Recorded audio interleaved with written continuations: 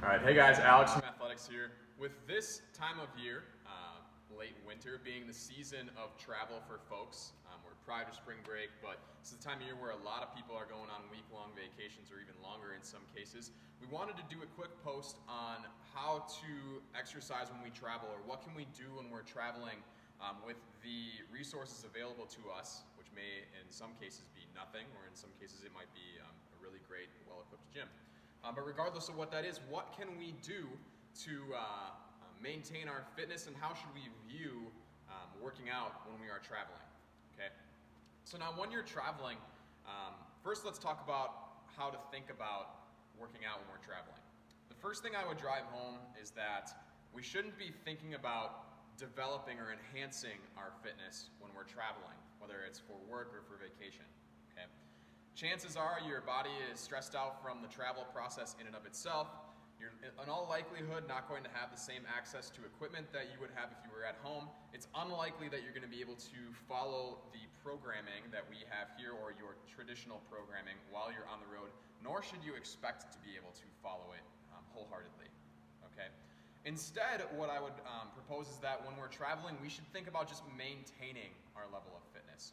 The difference between what it takes to maintain fitness and what it takes to improve fitness and improve fitness significantly, those are two very different levels of overall work that it might take. Okay. What it takes to maintain fitness is actually a very modest amount of exercise in comparison to trying to improve it. Okay, so that's what we should be thinking about when we're on vacation, is at best, at our most ambitious, just maintaining our current level of fitness. With that said, there is nothing wrong with just allowing yourself a mental break for a week, especially if you're someone who is very diligent, consistent, and trains very hard when you are in the gym. Okay? Nothing wrong with just taking a week completely off. In all likelihood, you're not going to see that big of a regression in your fitness, and you're probably going to get a nice mental break that you maybe haven't had in a while. Okay? So with that said, what should we be doing from a training standpoint to maintain fitness when we are on the road, okay, or when we're traveling? So now I've set this up within the context of which you're staying somewhere that you may have access to at least a very general hotel weight room, or you may be able to go to like an Anytime Fitness or something like that, or drop in somewhere with just generic equipment that you'll be able to do some things with. Okay, maybe not necessarily a CrossFit gym or a weightlifting club, or a place where you'll be able to do everything that we do in the gym day in and day out. Okay. So I've hit a couple of points here that you should be looking at, and this is for a given week. So if you're gone for a week, here's what to think about. Number one, try and get in at least 2 sessions during that week. All right. Anything less, and you may be not maximizing the retention of strength and fitness. Okay. Anything more is probably unnecessary for just maintaining fitness for most of us. Okay, so if you can get at least 2 sessions in within the following context that I'm going to explain here in a second, you're probably doing pretty good. Okay. Number 2, 2 sets per movement. All right, that's really all you need if you are doing that.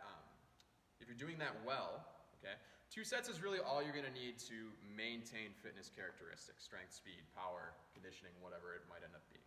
Okay. After that, within choosing which exercises to do, okay, do 1 each of an upper body push, an upper body pull, a lower body push, and a lower body pull. Okay?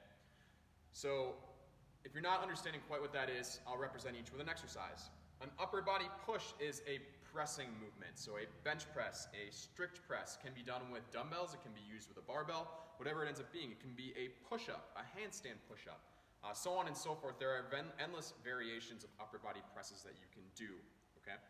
An upper body pull would be like a pull-up, a barbell row, a dumbbell curl, so on and so forth. All right? Ensure that when you are doing your upper body pull, that you are incorporating all of the upper body pulling musculature though. So including the arms and the back in that. So like I said, that barbell row, chin-ups, pull-ups, so on and so forth, those are good variations for hitting those. Okay. Lower body push. So you can think of this as like a squat or a lunge. Okay, those are 2 very good and easy to use examples pretty much anywhere. Okay. And then finally, a lower body pull. This would be like a deadlift. It could be a dumbbell RDL or a dumbbell deadlift, a a stiff-legged deadlift, so on and so forth. Like I said, we'll kind of give a couple of examples of workouts that work well with this that we've used in the past when we've traveled. That'll help kind of feed some context to this. But for right now, if you can focus on those elements, you're going to do pretty well when you're traveling on the road. All right. As far as how many reps to perform of each movement, it's hard to give a certain rep count because depending on the resources that you have in place or the equipment that you may have to do more reps or less reps to retain a certain level of fitness. So for example, I was traveling this week. All I had access to were 50-pound dumbbells. To maintain my level of fitness, I have to do a decent number of reps with 50-pound dumbbells to ensure that I do enough work to just maintain, okay? Whereas if I had a lot of dumbbells and I had heavier dumbbells to be able to work with, I may not have to do as much work to maintain a given level of fitness. So it's hard to give an exact number of how many reps to do. For those of us here are pretty familiar with the concept of reps in reserve, okay?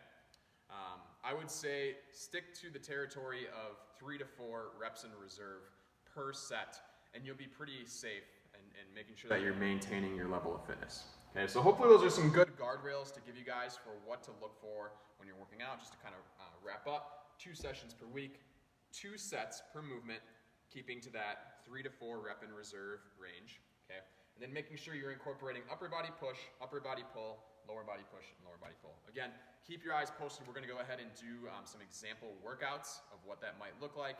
I'll try and get some videos up too of movement demos as well for that. Thanks, guys.